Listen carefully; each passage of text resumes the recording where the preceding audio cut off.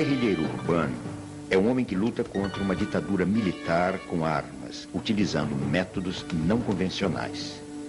Um revolucionário político é um patriota ardente. Ele é um lutador pela libertação do seu país, um amigo de sua gente e da liberdade. Carlos Marighella, Manual do Guerrilheiro Urbano.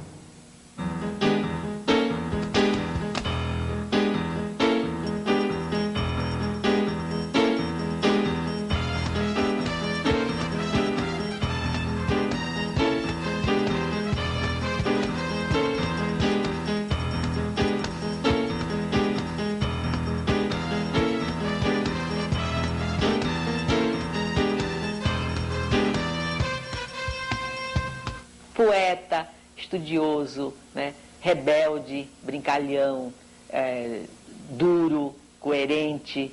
Um homem que, ao mesmo tempo, como estudante, é também um poeta, viu? E faz as suas provas escritas e os seus exames em verso. Ele sabia viver a atualidade, sabia viver os companheirismos, sabia viver o partido, sabia viver politicamente, sabia viver também alegremente. Para mim, o Marighella é um modelo de homem. Tem até uma história tão engraçada dele, rapaz, o negócio dos óculos. Acho que eu vou contar. Você sabe que na cadeia, ele ficou com a visão afetada porque não tinha luz, né, na cela, e eles ficavam fazendo aquele artesanato lá, né? Então ele ficou com deficiência de visão. Quando ele saiu, ele teve que fazer óculos. E ele odiava os óculos. Não gostava. Mas não tinha jeito, né? Ele estava míope, etc. Então... Só que ele, como ele não gostava, ele vivia tirando os óculos. E aí perdia, quebrava, caía, né? Mas ele tinha uma raiva dos óculos que você não pode imaginar. E um dia ele, passando por uma livraria, ele viu um pocketbook que era de um americano, que eu não me lembro agora o nome, né? Que era sobre o negócio de como deixar de usar óculos, alguma coisa assim. Bom, ele passou a mão no livro e chegou em casa, sentou e não queria nem conversar. Leu tudo. Quando terminou, disse assim: primeira vez que eu concordo com o americano. Teve a eleição em São Paulo para vereador e o mais votado de todos foi o Cacareco, que a população votou para ridicularizar os políticos daquela época, né? Então, ele aí compôs a música do Cacareco, né? Que era assim: o Cacareco, pois é, não tem rival, pois é, dançando samba, pois é, no carnaval. No tempo da legalidade, ele não fez um clube, ele fez uns cartazes para um clube de carnaval, que chamava O Que Eu Quero É Rosetar. Ele propôs que o pessoal do Comitê Central saísse no carnaval. Olha que coisa! E o pessoal achou que aquilo era um horror. Então, disse: tudo bem, ninguém quer ir, eu vou. Rebelde. Falava que ele era rebelde, por causa da escola, né? Os colegas iam à aula e ele ficava do lado de fora, conversando. Às vezes eles faziam uma anarquiazinha, cortava o cabelo, botava só cortava tudo, deixava uma rodinha só de cabelo na cabeça. Cortou o sapato uma vez, fez sandália, para ir para a escola, porque não podia entrar de sandália, né? E ele fez isso, cortou. A minha mãe reclamou: por que você vai fazer isso com o sapato, fazer sandália? Por que você não pode entrar na escola com sandália, tem que entrar de sapato? Ele falou: mãe, ué, Jesus Cristo andava de sandália, por que eu não posso andar? Eu morro de saudade até hoje, de vez em quando eu ainda sonho com o Marighella, eu ouço a voz dele, eu vejo aquele gesto ridículo dele com aquela peruca ridícula, atravessando a rua, correndo assim do carro e a peruca balançando, os cabelos brancos dele aparecendo embaixo e ele segurando aqui em cima aquela coisa. Eu falei assim: preto, tira essa porra da cabeça, bicho, tu chama mais atenção com essa merda dessa peruca do que se tivesse sem peruca com a tua cara de fora. Assim, com uma saudade imensa de Marighella. Falava que gostava de música sacudida, quer dizer, com aquele negócio de bossa nova, música assim romântica, assim, eu não gostava, eu gostava de música sacudida. Agora, as mulheres eram muito apaixonadas por Marighella, todas loucas, e inventavam. Marighella disse: eu não conheço essa senhora, como é que ela disse? Eu acho que o Marighella, ele representa uma síntese de todo um processo de luta, né? Que desde a luta contra o colonialismo, então, depois os negros, os índios, enfim. da classe operária e vem aí. Quer dizer, analisando a história, não é só feita de vitórias, também foi feita de várias derrotas, mas essas derrotas ensinam. Nós não estávamos prontos para vencer, isso está claro, mas deixamos uma marca, um exemplo, enfim. Eu acho que é isso. Afinal de contas, quem é você, Marighella? Que dá sua vida por tudo isso. Quem é você? Ele dizia, quem sou eu? Um mulato baiano. Quem sou eu? Sou apenas um mulato baiano. Poucas imagens retratam a vida desse baiano que nasceu em Salvador em 5 de dezembro de 1911. Estudou engenharia sem concluir o curso. Fez serviço militar. Forjou-se rebelde na Rua do Desterro, número 9, onde nasceu, na Baixa do Sapateiro, onde viveu. Aderiu ao Partido Comunista em 1932. Ei, Brasil africano, minha avó era negra alçá. Ela foi da África, no navio negreiro. Meu pai foi da Itália, operário imigrante. O Brasil é mestiço, mistura de índio, de negro, de branco.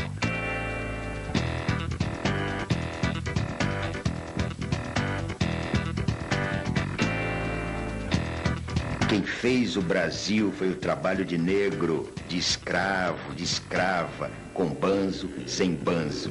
Mas lá na senzala, o filão do Brasil veio de lá, foi da África.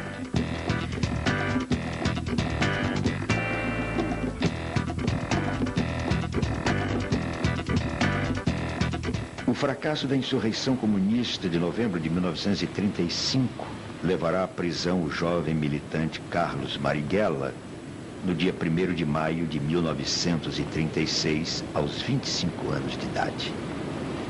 Foi barbaramente torturado durante 23 dias pela polícia do Estado Novo. Meu me sonhava muito, né? Sonhou que ele estava com os pés todo queimado, né? Aí escreveu para ele, perguntando se ele estava... Ele mandou dizer que não tinha nada de queimadura, não tinha nada disso, não tinha tortura nenhuma. Mas foi torturado muitas vezes, né? Aí a minha mãe, quando ele chegou lá em casa, que ele estava dormindo, a minha mãe ia olhar os pés dele, pra ver, tinha marcas de queimadura também. Ai, minha mãe chorava tanto. Queimaram a planta dos pés dele, enfiaram agulhas debaixo das unhas, coisas terríveis. E ele resistiu a tudo. Ele era tipicamente o homem do partido. Da época. O que significa da época? Os homens da resistência francesa, sabe, são os dirigentes políticos comunistas da América Latina que, com a maior facilidade, davam a vida pelo povo. Esse era, não tinha... Era o tipo do homem da época, o quadro político comunista característico da época. É um sedutor de militantes, extremamente querido entre os militantes, né? E eu nunca ouvi falar de militantes que estivessem em choque com Marighella em toda a sua trajetória. Né? Aquela pessoa que aceitava que a gente contestasse. Ele podia até responder a essa contestação. Porque ele dizia, por que nós falamos em crítica e autocrítica e não deixamos as pessoas criticarem? A queda da ditadura de Vargas e o fim do Estado Novo levaram por um curto período o Partido Comunista à legalidade. Marighella será eleito deputado constituinte, onde foi um dos mais ativos parlamentares. Essa a nós a certeza, e ao povo brasileiro também, de que conseguimos sair do regime dos decretos-leis, que conseguimos sair do regime da opressão, conseguimos sair do regime do arbítrio dos ditadores e do arbítrio pessoal da vontade de um só homem. Resta agora que trabalhemos organizadamente, todos nós, o povo todo, todo o proletariado, que os trabalhadores procurem organizar-se sindicalmente, que o Congresso Sindical dos Trabalhadores possa cumprir as suas finalidades e com uma Confederação Geral de Trabalhadores do Brasil possamos fazer com que esta Constituição formada uma Assembleia Constituinte cujos poderes emanaram do povo soberano. Possamos, assim, fazer com que ela seja cumprida e com que seja decidida intransigentemente por todos aqueles que compreendem que o que nos resta é marchar a passos largos para consolidar a democracia em nossa pátria. Muito obrigado, senhor deputado Carlos Marighella, cuja palavra acaba de ser irradiada para toda a nação brasileira no momento exato em que está sendo assinada a nova Carta Constitucional da República do Brasil. Quando ele saiu e foi eleito deputado federal, ele foi no parlamento um revolucionário. Ele usou o parlamento como trincheira de debate, que era a forma de agir naquele momento. Quando voltamos, encontramos um partido comunista legal, anistia, né? Pré-senador, 16 deputados, câmaras de vereadores com maioria de vereadores comunistas, como em Recife, como em Santos, como no Rio de Janeiro e tudo mais, e uma sede legal do Partido Comunista, né? Coisa muito diferente, né, que vamos encontrar. Então eu vou encontrar Marighella como um membro da direção, mas de maneira muito longínqua, porque ele está no parlamento, é aquele jovem parlamentar, viu, inteligente e criativo. Cumpri pena de 7 anos e meio de prisão durante o Estado Novo. Fui anistiado em 1945 e eleito deputado à Assembleia Constituinte como representante do Partido Comunista. Em 1948, fui expulso do parlamento juntamente com os demais membros da bancada comunista, quando já então a Constituição de 1945, elaborada com a participação dos comunistas, estava promulgada e desde o momento da cassação de nossos mandatos, também flagrantemente violada. O Partido Comunista é cassado e Marighella volta à clandestinidade. Será o responsável pelo setor de agitação e propaganda do partido.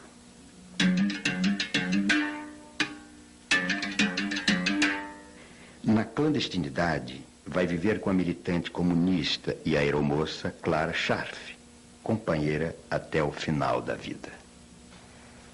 Na circunstância da clandestinidade, ele com mandato de prisão e eu também, não podia, né? Então a gente teve que... A gente considerou que aquilo era um casamento. O casamento legítimo era o casamento do amor, né? Então não tinha papel nenhum. Mas quem disse a você que tinha fotografia? O menino não podia ter fotografia de ninguém. Se a polícia chegasse lá, pegava você e pegava as fotos das pessoas da família. Você não podia ter nada. Levava um pouco de roupa quando podia, né?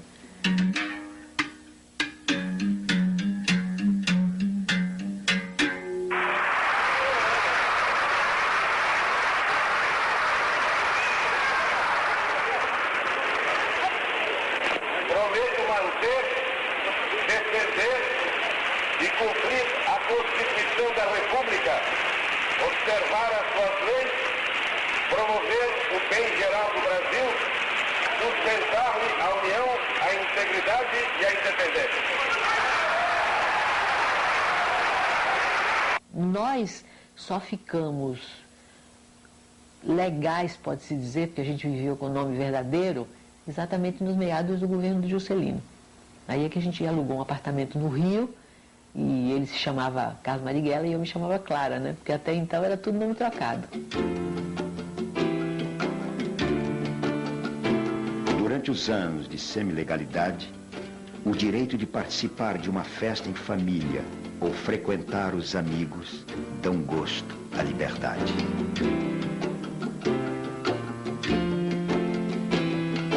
A desestalinização pega Marighella no contrapé. Fica surpreso com a denúncia dos crimes de Stalin.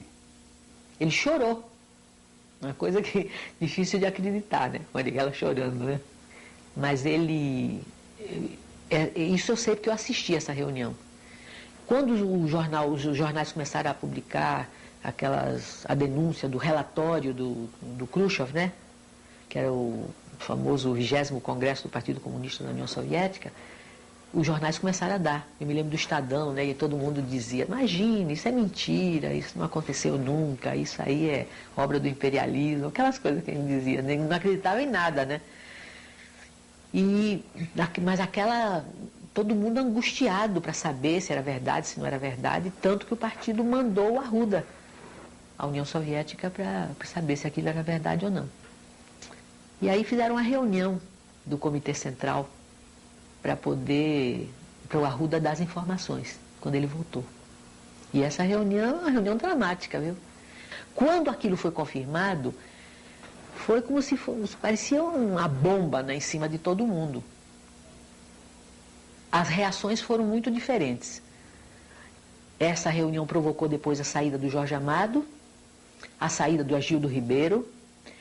Muita gente saiu do partido naquela época, começou a sair, depois que ficou confirmado, né? Então, o Marighella, na hora que foi falar, ele chorou, todo mundo ficou... Até o Agildo veio conversar com ele, o Astrogildo, né? Ele ficou, mas quer dizer, era um choro de... Sabe quando você acredita numa coisa, que depois você vê aquilo ruir? Ele não podia imaginar que o socialismo fosse capaz de fazer aquilo.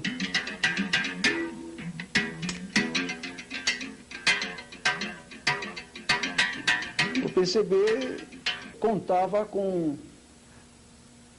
o seu fortalecimento no quadro das forças que apoiavam Jango, o que lhe daria a recuperação do estatuto de partido legal, que ele ainda não conseguiu ser, e de aumentar, é claro, a sua influência, que naquele período, naquele momento, era grande no meio da esquerda.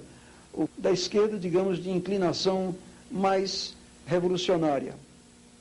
Com o alto testemunho da nação e com a solidariedade do povo, reafirma seus propósitos inabaláveis de lutar com todas as suas forças pela reforma da sociedade brasileira, não apenas pela reforma agrária, mas pela reforma tributária, pela reforma eleitoral ampla, pelo voto do analfabeto, pela elegibilidade de todos os brasileiros, pela pureza da vida democrática, pela emancipação econômica, pela justiça social e ao lado do povo, pelo progresso do Brasil.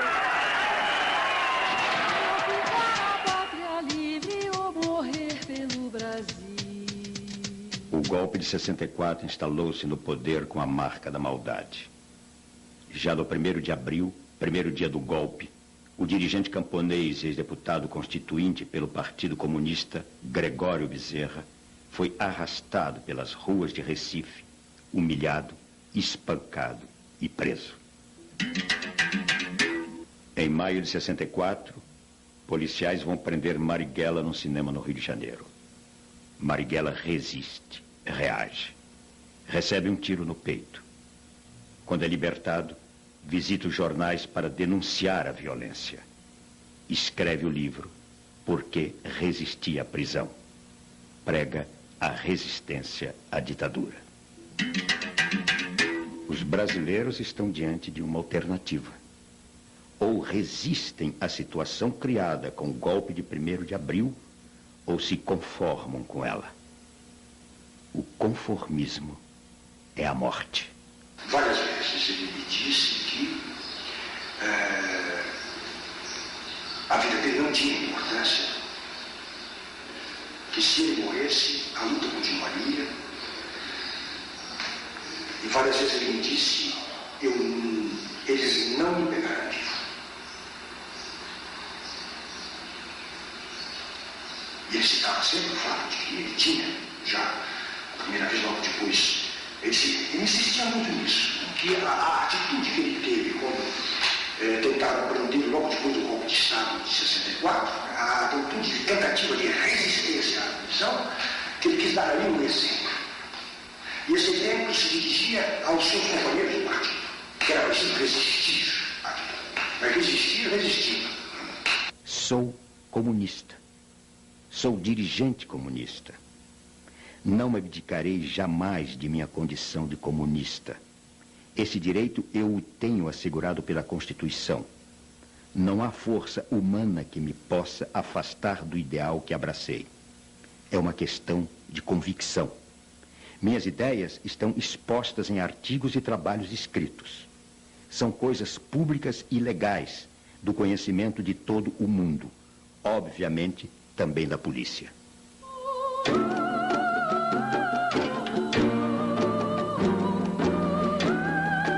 Os anos 50 e 60 marcarão as lutas de independência dos países da Ásia, África e América Latina. A independência da Argélia e a Revolução Cubana impressionarão especialmente Marighella, que caminhará em direção à luta armada como alternativa para conquistar o poder.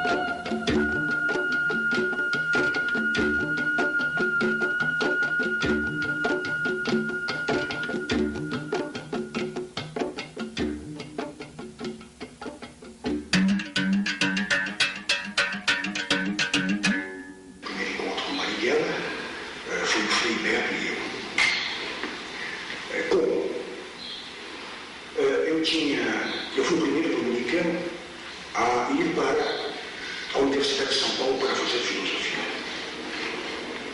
Que fez com que eu estivesse imediatamente em contato com o meio estudantil,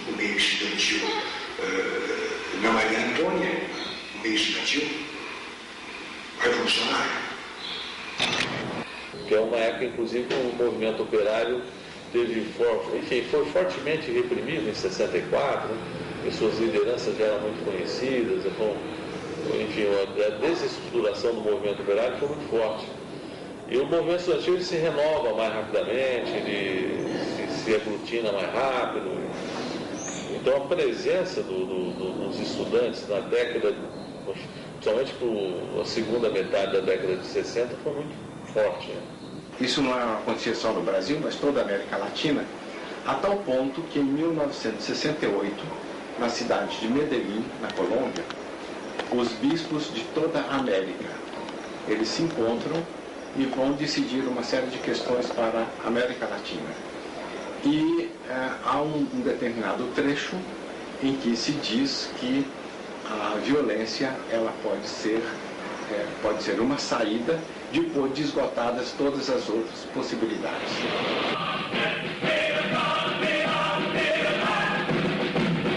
No hay duda que la ola se ha vuelto muy importante.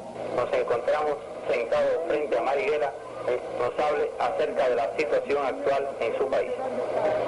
Há várias organizações, agrupamentos, correntes e forças outras que defendem uma posição revolucionária, que estão dispostas a ir à luta armada, que têm a convicção de que o caminho brasileiro para a salvação de nosso povo é a luta armada e que podem realizá-la. O que é necessário é passar a ação. Fazer com que essas forças se coordenem no mesmo sentido e que passem ao desencadeamento da luta, que se preparem, que vão, portanto, à área rural, que é onde nós podemos, no Brasil, desenvolver a luta, que pode ser apoiada pelos trabalhadores, por todo o povo dentro das áreas urbanas e, nesse sentido, marchar para conseguir a vitória, que no Brasil só podemos conseguir realmente se juntarmos esse nosso esforço ao esforço de todos os outros povos latino-americanos. Y nuestro saludo a los que en Vietnam, o en Venezuela, o en Guatemala, o en Colombia, en Bolivia luchan con las armas en la mano, invencibles contra los imperialistas. Nous savions qu'il y avait un communiste dissident qui voulait la lutte armée sur une base à peu près voisine de la nôtre. Le Che m'avait demandé d'aller voir Marighella à San Paolo, parce qu'on avait entendu parler de cet homme intéressant, voilà, qu'on ne connaissait pas, mais avec qui il fallait prendre contact. Et comme j'étais déjà allé au Brésil, voilà, j'avais quelques contacts pour le voir, mais enfin j'étais fait prisonnier, ça n'a pas pu se faire. Volta de Cuba e da Conferência da URSS e o Comitê Central se transforma no tribunal contra ele. Os elementos mais próximos dele somos muito poucos, né? Os 6 a 7, né? Defendemos Marighella de maneira muito ardente, né? Mas ele é afastado do Comitê Central, né? Sem ser afastado do partido, né? E nesse momento ele já prepara a luta armada numa organização independente. E inicialmente ele colocou a Clara na minha casa, na nossa casa, né? A Clara. E depois, posteriormente, eu aluguei um apartamento na Martim Francisco, onde também ele ficava sozinho, né? E às vezes eu ia pegá-lo e eu levava até a minha casa, que era na São Vicente de Paula, onde eu morava com minha mulher, minha filha. O outro apartamento era só um aparelho, né? Às vezes eu levava minha mulher, minha irmã, coisa assim, para o porteiro de noite pensar que era apartamento de viração, porque senão ficava um homem entra e sai sozinho, fica um negócio meio apartamento pequeno, sabe? Era quarto, sala, né? A não ser ele usava uma peruca simplesmente horrível, né? Ele pegou uma peruca de mulher, cortou, né? Quer dizer, de noite não dá para ver, mas de dia realmente era Foi a sua apesar de que ele andava mais, era de noite mesmo, né? Só fazia os pontos andando, né? Exatamente para não... Porque a pessoa andando cruza, não chama atenção, né? Como a pessoa fica parada, o outro fica olhando. Conversava de música, sei lá, conversava de poesia. Gostava muito de fazer, né? Ele gostava do Castro Alves, ele ficava conversando assim. Não fazia grandes discussões políticas. Né? A gente vou fazer uma conversa leve, né? Marighella torna-se uma sombra sem imagens. Vai recrutar jovens estudantes e velhos comunistas para organizar a Ação Libertadora Nacional, ALN. Da minha geração que pegou em armas foi fundamentalmente uma luta contra a tirania, contra a ditadura pelas liberdades democráticas. Esse foi o grande fator de unidade do processo. Tanto assim, eu, por exemplo, nunca fui comunista. Claro que nós estudávamos, líamos o Marx, Engels, todas as guerras, enfim, Ho Chi Minh, tudo que podia ser. Che Guevara foi um grande inspirador, né, da maioria dos companheiros nossos, né? Mas não havia, por exemplo, o nosso grupo não tinha uma formação, não foi uma dissidência do Partido Comunista como foi o Marighella, né?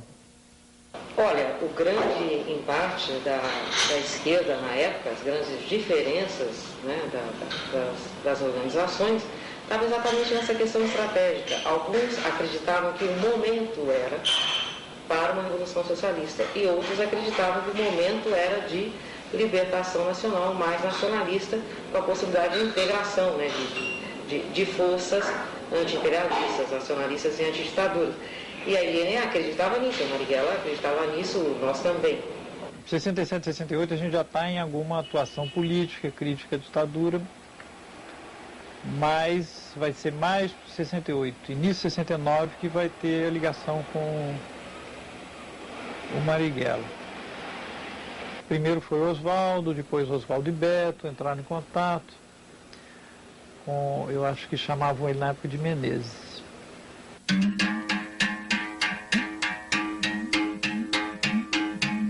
Eu entrei no GPA, né, que era um grupo tático armado, em que a gente começava um treinamento da guerrilha urbana e fazendo pequenas ações. E no final, no começo de 69, a gente já estava fazendo assim ações bastante importantes, ações que abalaram até enfim, a situação política, né? Que ações, por exemplo? Bom, então, além de expropriações, a Associação da Rádio Nacional. Fizemos um planejamento de tomar a Rádio Nacional, aqui em São Paulo. Na época era, como é até hoje, uma das emissoras mais ouvidas, de maior audiência, para a divulgação de um manifesto, e o manifesto foi redigido pelo Carlos Marighella, né?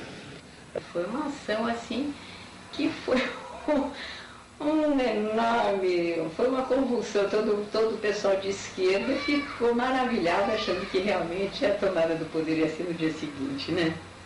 E que se anunciava a ida para o campo. Nós devemos tomar a cidade, queimar os títulos de propriedade no cartório de imóvel lá e tal, e fazer aqueles discursos e distribuir panfletos, e o ano da guerrilha rural anunciado e tal. Eu cheguei a fazer um curso no Parque da Água Branca para aprender a curtir couro, né? A gente fez um curso também de parece brincadeira, de criação de coelho, né? De coelhicultura, mas você juntando uma coisa a outra, juntando o curso de curtir couro com o curso de coelho, ajudaria muito. Isso na nossa cabeça, né? A gente imagina, a visão romântica de que pelo menos sem sapato nós não ficaríamos, né? A gente teria saberia fazer. Então era esse tipo de aprendizado que a gente tinha. Todas as armas que o Lamarca tirou de Quitaúna ficaram comigo. Tinha um quarto do porão, na garagem do edifício, guardava aquelas malas, as malas dos condôminos, dos proprietários, que é o edifício de classe média alta, né? E nesse mesmo quarto estavam todas as dinamites. Nós chamávamos farinha de rosca, porque parecia, dá a impressão. Aliás, depois que eu saí, muito tempo depois, quem foi buscar essa dinamite, nós tivemos de lá, aí levamos para uma chácara, foi a Guilmar. Deixa eu te entregar. A Guilmar e Câmara Ferreira, Toledo. Minha primeira ação foi expropriar essa farinha de rosca aí.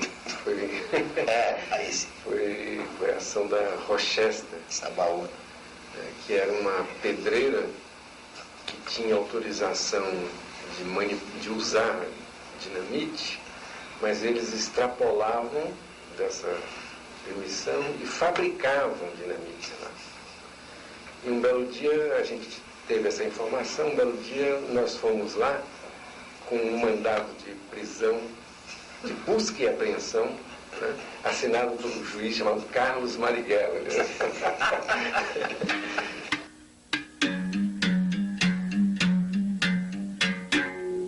Ele foi capturado, ele não foi sequestrado, né?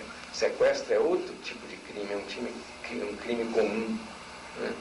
O que nós fizemos ali com ele foi nós capturamos o embaixador de um país aliado e até mais do que aliado de uma ditadura que oprimia a gente. Então nós não participamos do sequestro. E por necessidade militar da ação, nós o capturamos embaixo, no Botafogo, subimos logo em seguida um morro na Tijuca, né, para poder fazer a mudança de carro. E lá em cima ainda estava se construindo, tinha muita mata ainda, tal. Lá em cima ele ficou preocupado em ser assassinado, em morrer ali. E teve uma reação que foi a pior possível, que foi a de tentar desarmar um companheiro que estava do lado dele, que era o Virgílio. Estava eu e o Virgílio imobilizando ele, né? Ele segurou na arma do Virgílio e começou a se engalfinhar ali, e o desfecho daquilo não ia ser boa coisa, eu raciocinei. Podia ter um tiro acidental ali, lógico, né? Que é frequente nesse tipo de situação. Então eu tive que dar uma coronhada nele para que ele caísse na real, pusesse o pé no chão, né? E eu fiz isso, eu dei essa coronhada nele, ele Na hora ele parou e percebeu e aí a ação se desenvolveu naturalmente. Pois bem, na casa ele me pediu desculpa por ele ter tido aquela reação. É que ele não sabia que nós éramos o grupo que ele estava constatando ser.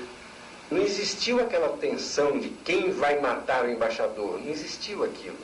Por que não existiu? Porque a ação nasceu vitoriosa. A primeira das exigências da ação era a quebra da censura da ditadura e a divulgação do nosso manifesto. E nós estávamos ainda no percurso indo para casa, o manifesto já estava sendo lido. Quer dizer, antes de nós chegarmos na casa, ou no momento imediato da chegada da nossa casa, nós já sabíamos que a ação tinha sido vitoriosa.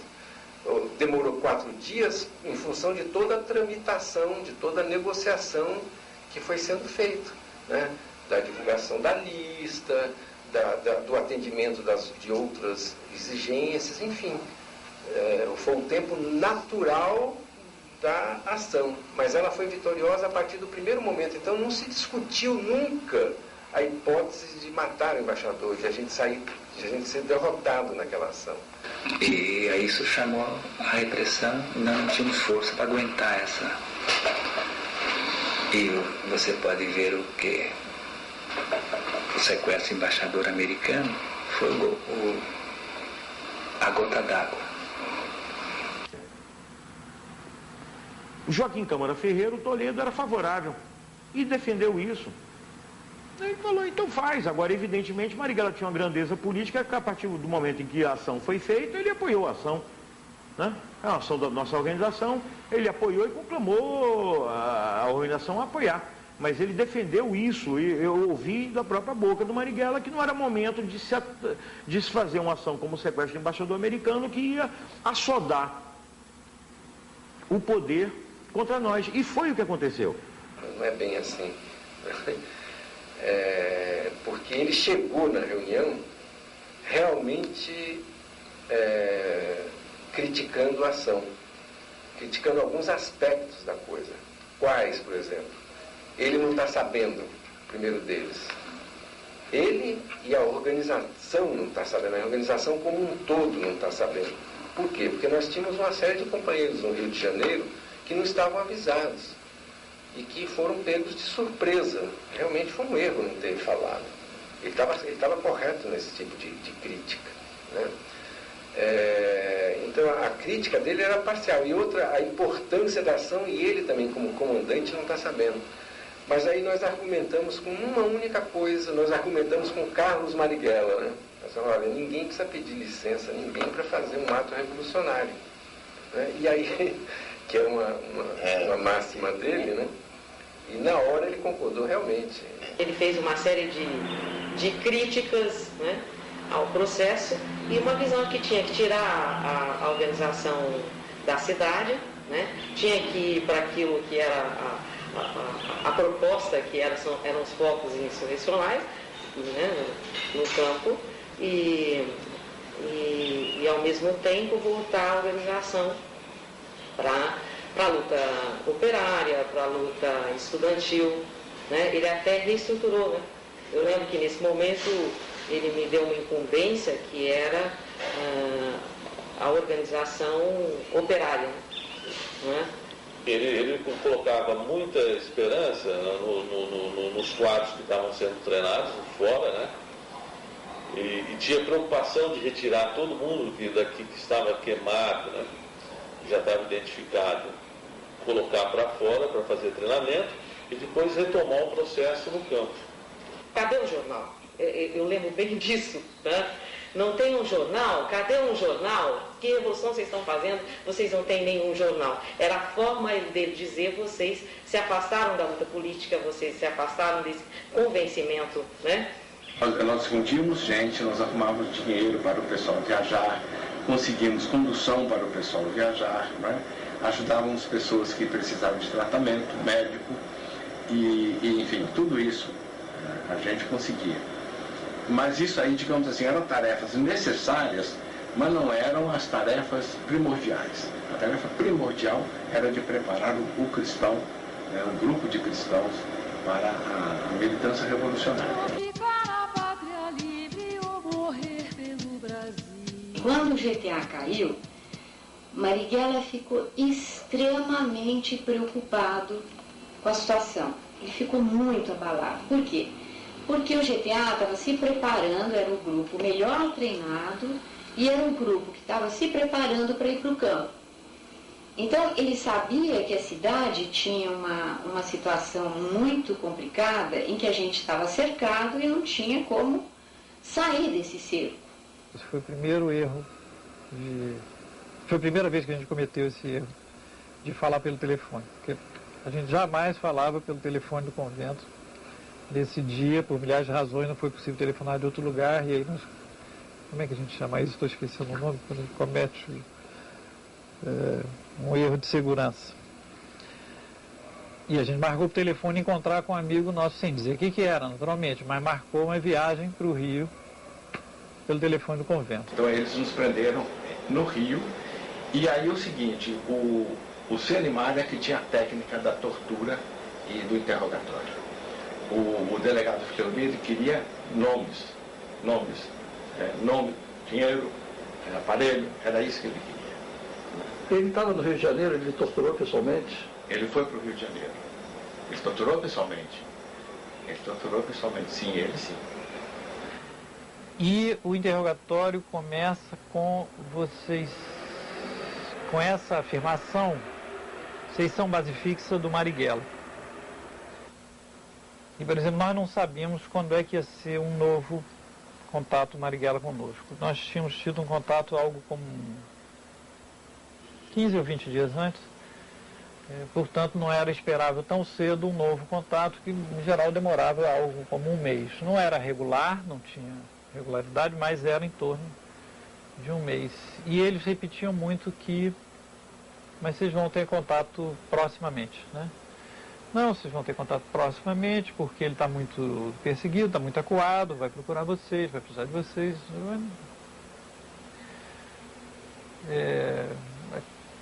Aquilo parecia totalmente estranho, porque não era essa a nossa impressão. Como é que eles sabem disso? Mas isso, na hora, eu tenho a impressão que parecia, na hora, como fazendo parte do interrogatório normal. Nessa última reunião, o Otávio Ângelo trouxe uma granada e estava tentando mostrar que era uma coisa que a LN tentava fabricar, uma fabricação rudimentar, caseira, eram armas, né? E uma granada. E aí ele tirou o pino e o Marighella disse, não, pelo amor de Deus, não faça isso agora, que eu tenho que morrer com a minha perna, né? Muito preocupado, extremamente preocupado, ele falava nas quedas, ele falou, comentou com Otávio Ângelo. A gente soube, parece que houve queda dos freios dominicanos no Rio de Janeiro, e, enfim, e a gente não tem, não se sabe, não se tem o conhecimento do que a repressão tem nas mãos, que tipo de dados eles têm, né, para a gente poder se armar e se defender. Eu tenho convicção que ele sabia que não quis sair. Eu não estou dizendo que ele foi para o ponto certo que caía. Não, ele foi para o ponto acreditando, para aquele ponto que os dominicanos estavam, que aqueles dominicanos não tinham caído. E contrariando as normas, assim, pois ele nunca tinha me pedido isso, ele pediu que eu ligasse para os dominicanos, né, marcando na tipografia, no encontro na tipografia, né? E aí quando foi à tarde eu liguei, marcando o encontro, foi um encontro, né? E você não sentiu nada de anormal, né? Pois é, ele perguntou para mim, ele então insistiu nisso, ele falou, você pergunta se está tudo bem, né? Eu telefonei, reconheci a voz do Frei Fernando, né? Aí eu ainda perguntei, está tudo bem? Ele falou, está tudo bem. Então... Eu não fui o herói, eu não fui o santo, eu não fui o mártir, eu falei, eu não aguentei na tortura, falei, como a maioria das pessoas falam, né? Agora, o que para mim pessoalmente é convicção, é de que não fui eu que fui o primeiro a falar. Para mim, eu não fui o primeiro a falar. Eu acho muita coisa já apareceu, não é? de pessoas que fizeram esse elo de ligação, mas eu acho que ainda falta elementos. Quer dizer, às 8 horas, então, ele teria o ponto com os fregues. Eu cheguei um pouco antes, cheguei 8h20, aí eu até fui tomar um chopp, né? Estava uma noite quente, né, novembro, tomar um chopp, aí que eu vi uma movimentação na Alameda Casa Branca, sabe? Uma movimentação bastante esquisita. Aí eu fui subindo a Alameda Casa Branca, e aí tinha um policial atrás de uma árvore, né? Até eu falei, o que está acontecendo aqui? Ele falou, não, pode voltar, isso aqui é terrorista que está tendo um tiroteio com terroristas que estão escondidos num prédio em construção. Aí tinha uma senhora que estava no portão e falou com um ar bastante compungido, sabe? Falou, olha, mataram o Marighella.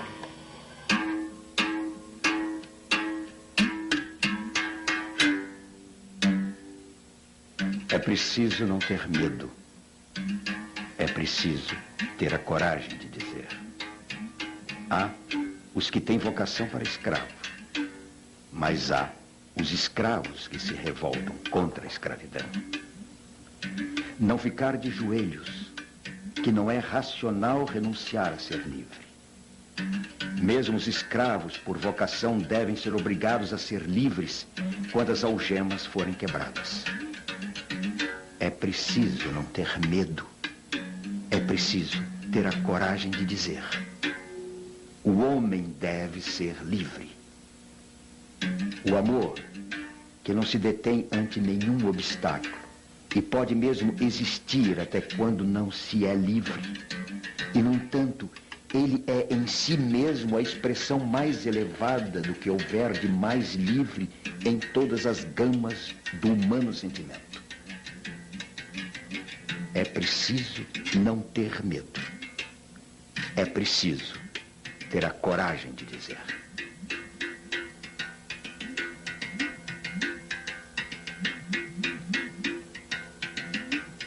Marighella morre às 20 horas do dia 4 de novembro de 1969, aos 58 anos de vida, na Alameda Casa Branca, em São Paulo.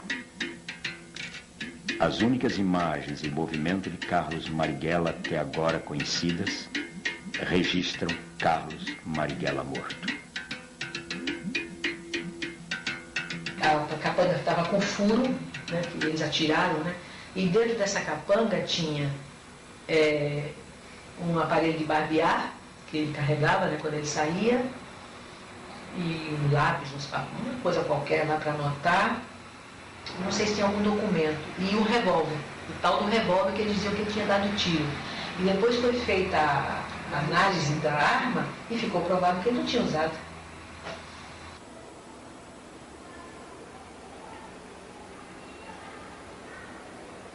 Algo como um poço sem fundo, né? A minha sensação, né? Assim, falando emocionalmente, era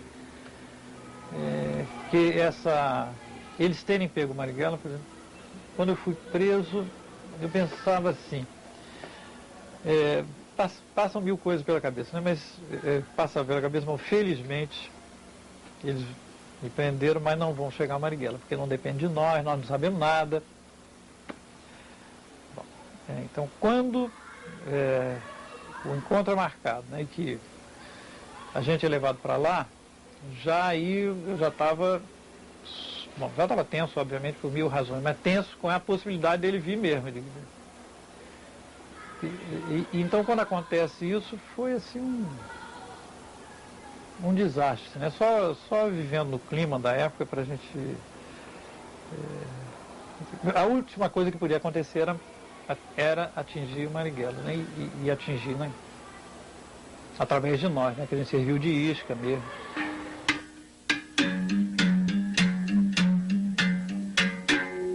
A repressão já estava, em 69, a repressão já está mais sofisticada, já está com o serviço de inteligência melhor, quer dizer, violenta, absolutamente violenta, como é óbvio, mas ao mesmo tempo com o serviço de inteligência mais desenvolvido, orientada pelas escolas, se podemos chamar desta maneira, dos Estados Unidos, escolas de repressão e tortura dos Estados Unidos, porque às vezes a gente esquece isso, né?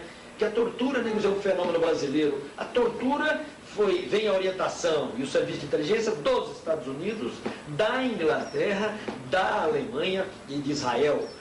Special Forces soldiers take their jungle training in the Everglades of Florida and in the Panama Canal Zone.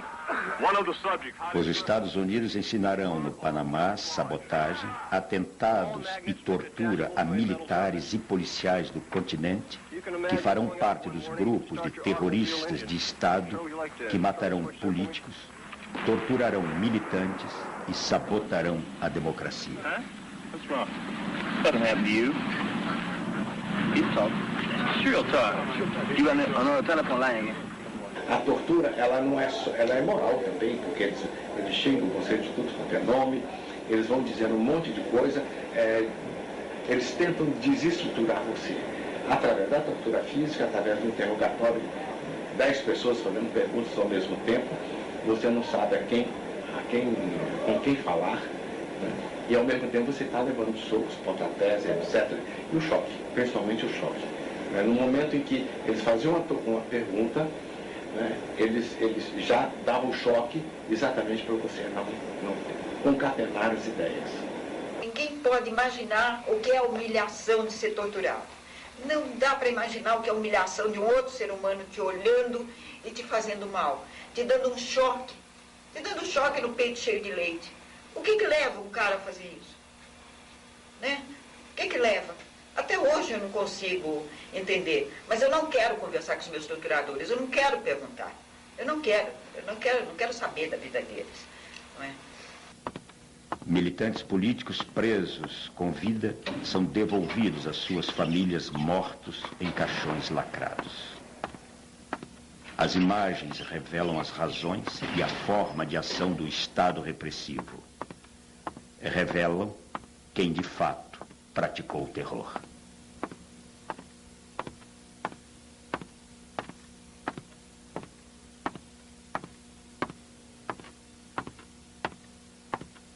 A acusação que faziam a nós, que nós éramos inocentes úteis, dentro daqueles velhos comunistas que nos usavam. Na realidade, muito pelo contrário, porque Marighella estava sempre na linha de frente, né, e demonstrou isso cabalmente. E quem realmente foi inocente útil, que fez o jogo, né, do imperialismo norte-americano, foram os militares que aderiram ao golpe. Quer dizer, nós não, nós sempre...